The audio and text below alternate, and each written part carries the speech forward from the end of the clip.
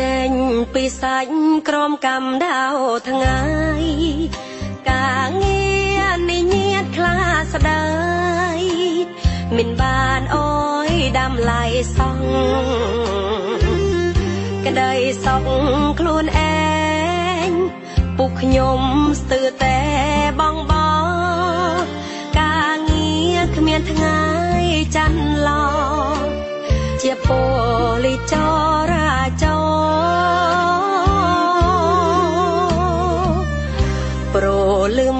ឡើងបាត់យប់ស្ងាត់ធឿបដល់ថ្ងៃខ្លះមេឃព្យុះភ្លេងខ្យ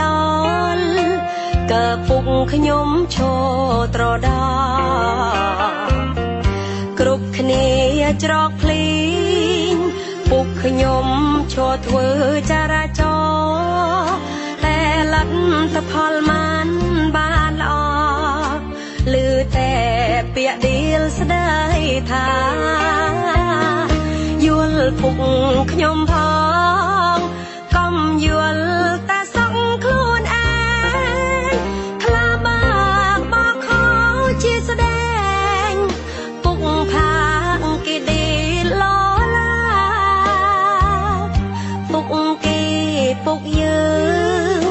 ជឿទេលើគេដៀលថាខ្លះជីងឡានថ្លៃអចាតែបើកមិនក៏រំច្បាប់បង្ហើបបេះដូ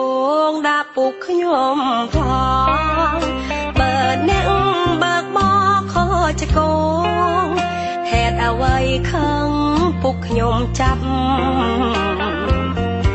បូលីងខ្លាខូចស្អប់ចោលពីន័យលើច្បាប់តែគ្រូសាខ្ញុំឈឺចាប់គេស្អប់ដោយទៀងពុកខ្ញុំល្អ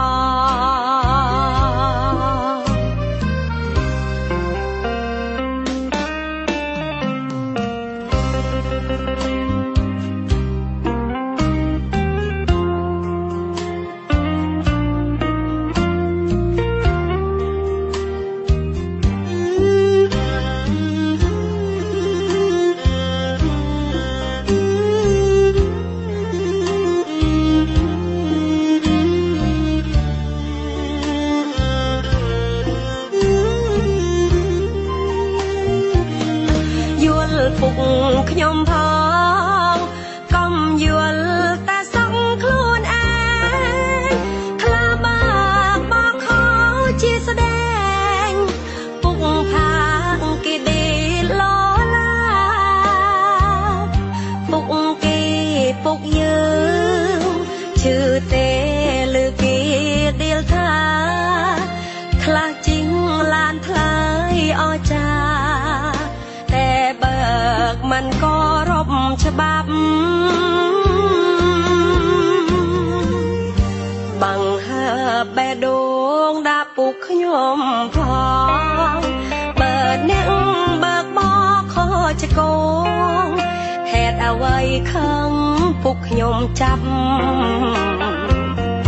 បូលីងខ្លាខូចស្អប់ចោលពីន័យលើច្បាប់តែគ្រូសាខ្ញុំឈឺចាប់គេស្អប់ដោយទៀងពុកខ្ញុំល្អ